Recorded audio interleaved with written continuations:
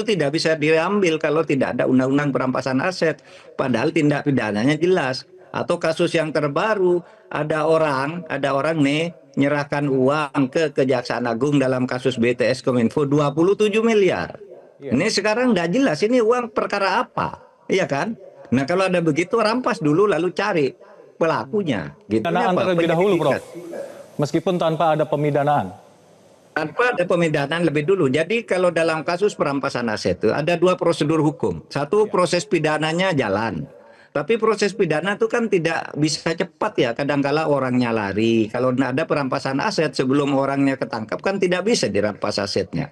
Kadangkala dalam proses pidana barang itu sudah dikonversi menjadi milik orang lain, menjadi milik diri sendiri. Itu tidak bisa diambil kalau tidak ada undang-undang perampasan aset.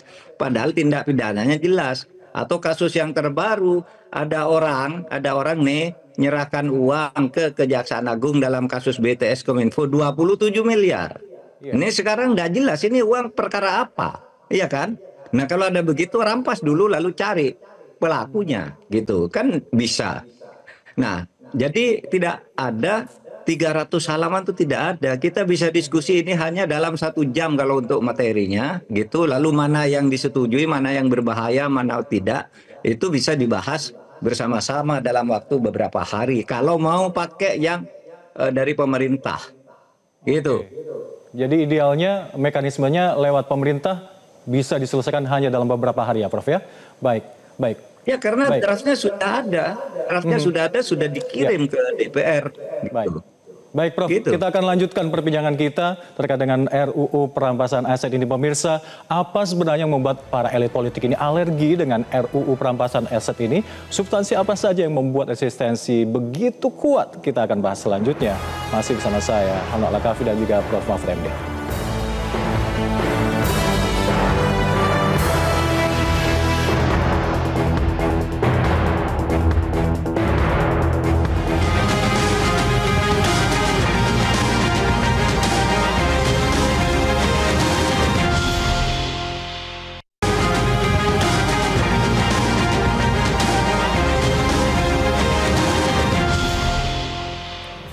Terima kasih pemirsa masih bersama kami di Top Report bersama saya Hanok Lakavi dan juga masih bersama dengan Prof. Mahfud MD. Prof, mungkin dari panjenengan bisa diterangkan secara lebih gampang kepada masyarakat awam yang belum terlalu melek hukum ini. Sebenarnya apa untung rugi dari disahkannya RUU perampasan aset? Oh, jangan-jangan nggak ada ruginya, untung semua ini bagi negara khususnya? Bagi negara untung, tapi bagi koruptor akan rugi karena dia tidak bisa menyembunyikan aset hasil korupsi. Karena gini, hasil korupsi itu kalau tidak ada undang perampasan aset, meskipun korupsinya nyata di depan mata, tetapi belum diadili secara pidana karena orangnya sakit, orangnya lari, hartanya sudah dibagi dan sebagainya, itu tidak bisa dirampas. Dengan undang-undang perampasan aset ini bisa, itu dirampas. Jadi undang-undang perampasan aset ini membuka jalur baru di pengadilan, ya. Jalur baru itu artinya aset yang harus dirampas itu tidak boleh sewenang-wenang dilakukan oleh polisi, oleh jaksa, tidak. Itu dilakukan oleh pengadilan, tetapi bukan pengadilan pidananya. Pengadilan pidananya terus jalan. Jadi undang-undang pengadilan perampasan asetnya ini bisa dilakukan lebih dulu, tapi harus juga melalui putusan hakim. Jadi tidak bisa sewenang-wenang. Jadi ada dua pengadilannya nih. Hakim yang memberi izin merampas aset itu dilakukan melalui penyidikan, kemudian dibawa ke hakim, hakim setuju untuk diadili, itu diumumkan ke masyarakat. Ini ada perampasan aset, siapa yang keberatan. Jadi orang yang merasa hartanya rampas sewenang-wenang itu maju ke pengadilan. Kalau sudah diputus pun nanti misalnya benar kata hakim itu rampas, bisa kasasi. Jadi orang bisa melakukan intervensi dalam proses perampasan aset itu. Tidak ada sama sekali kesewenang-wenangan.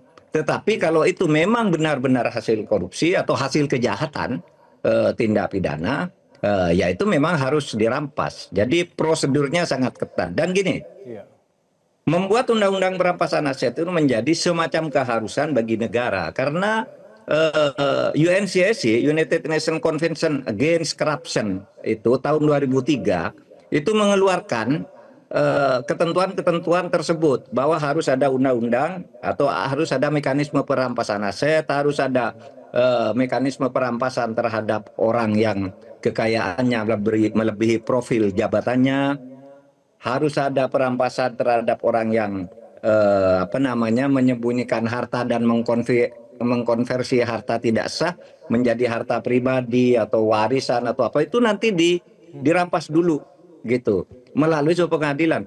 Dan UNCSC ini sudah diratifikasi di Indonesia melalui Undang-Undang Nomor 7 Tahun 2006. Nah, jadi sejak tahun 2006 itu sebenarnya kita terikat untuk membuat undang-undang ini, tetapi selalu bolak-balik di parlemen kita. Dan kita harus maklumi, memang harus hati-hati gitu ya, harus hati-hati tentang ini. Nah, oleh sebab itu menurut saya hanya itu, tidak ada yang perlu ditakuti dari undang-undang ini.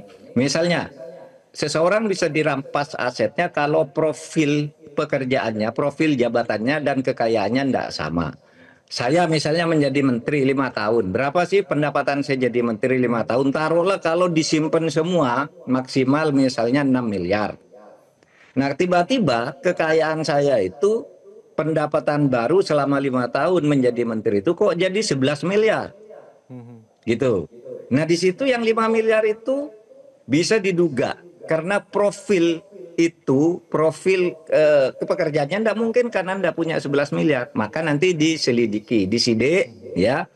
Kemudian saya menjelaskan, enggak, ini saya tambah sekian karena misalnya saya mendapat warisan dari ayah saya mendapat kenaikan NJOP dari tanah-tanah saya yang dulunya ada di tempat terpencil, sekarang ada di pinggir jalan tol sehingga mahal. Nah, itu sudah dijelaskan begitu ya selesai. Dan polisi atau jaksa yang katanya bisa memeras dan sebagainya tidak bisa. Karena begini, ini harus diliki dulu, diperiksa dokumennya, dan sesudah itu belum boleh diambil sebelum mendapat putusan dari pengadilan, ya, pengadilan negeri setempat lah. Nah, jadi kalau begitu aset sudah aman, orangnya lari. Sekarang ini banyak loh, Mas Hamdan, harta-harta itu yang diduga hasil korupsi tidak bisa dirampas karena pelakunya masih lari, pelakunya masih DPO gitu. Menurut hukum tidak boleh diambil. Nah, kalau ada undang-undang perampasan aset, ya ambil. Nanti orangnya pulang adili, kalau lebih di putusan yang dirampas asetnya 20 miliar, ternyata vonisnya menyatakan tidak, dia korupsinya hanya 10 miliar, ya kembalikan.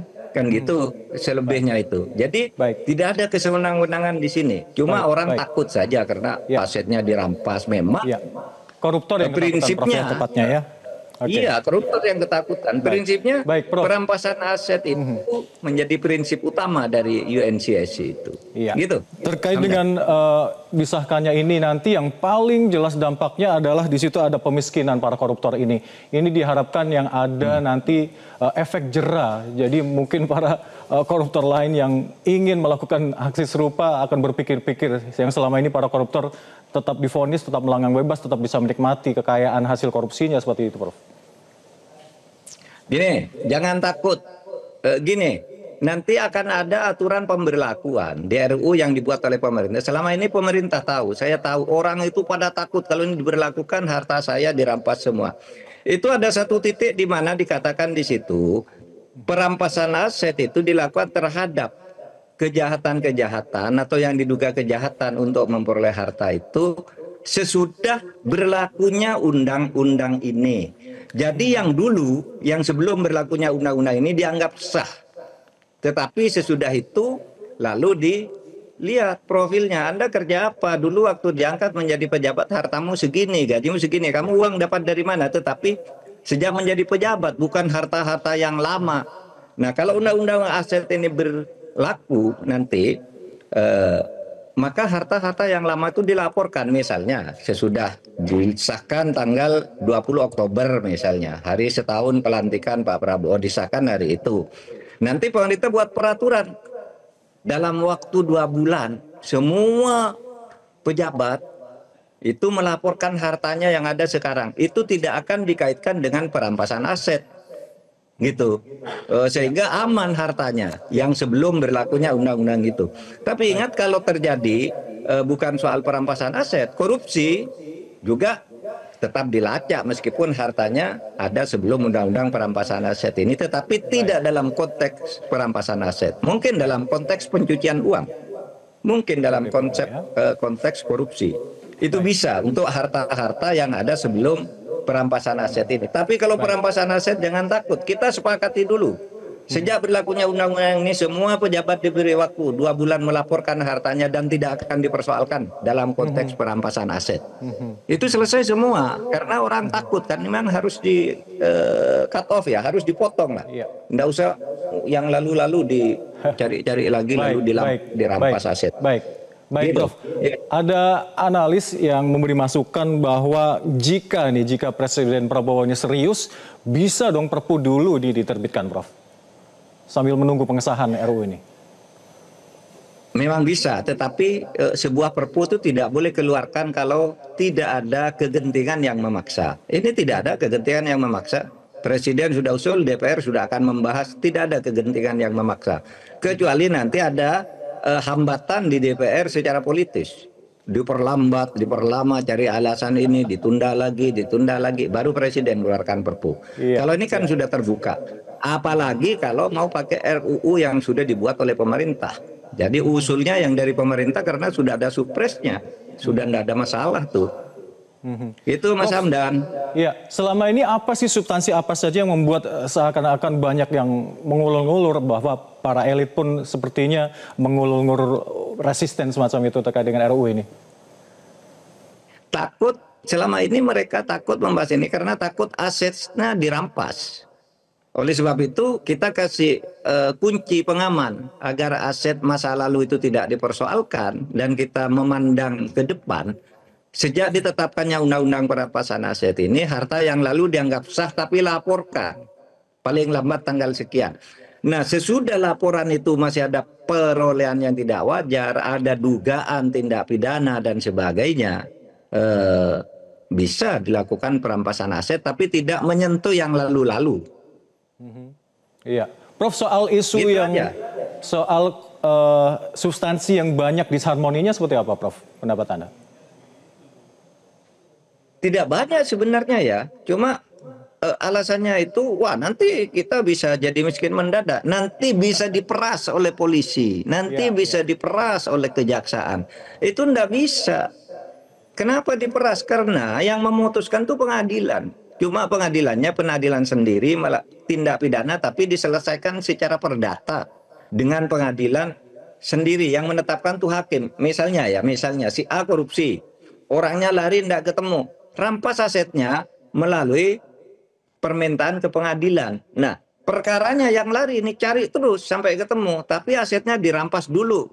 Karena kalau enggak, nanti dia lari sampai daluarsa baru pulang, habis. Enggak bisa dilakukan tindakan hukum gitu. Maka ini diambil dulu dan itu tidak bisa diperas oleh polisi maupun jaksa. Karena apa? Ini nanti ke pengadilan perampasan aset, bukan pengadilan korupsinya. Pengadilan korupsinya nanti terus jalan sendiri. Prof, pengadilan perampasan aset itu bisa dilawan. Baik, Prof, terakhir Prof, mengingat waktu kita singkat, sejauh mana peran partisipasi publik untuk terus mengawal RUU perampasan aset ini? Sangat penting, karena selama ini kalau dipercayakan kepada lembaga formal politik itu selalu macet oleh hambatan-hambatan politis di DPR. Tapi halnya seperti sekarang, sesudah terjadi peristiwa aksi besar-besaran bulan Agustus selama sekian hari itu ya hasilnya DPR pun pada setuju akan segera membahas. Presiden Prabowo juga dalam beberapa kali pertemuan, terakhir pertemuan dengan Gerakan Nurani Bangsa menyatakan setuju undang-undang perampasan aset, antara lain dari banyak kesetujuan itu. Saya kira ini lancar. Mumpung ini masih hangat, segera diteruskan. Dan momentumnya juga pas ya, Prof, ya? Sipil, iya, ini momentumnya pas. Masyarakat sipil jangan berhenti gitu ya menyuarakan ini gitu. Sehingga nanti tidak ada lagi alasan untuk mundur. Baik, Profesor Mahfud MD, terima kasih telah bergabung bersama kami. Salam sehat selalu. Assalamualaikum.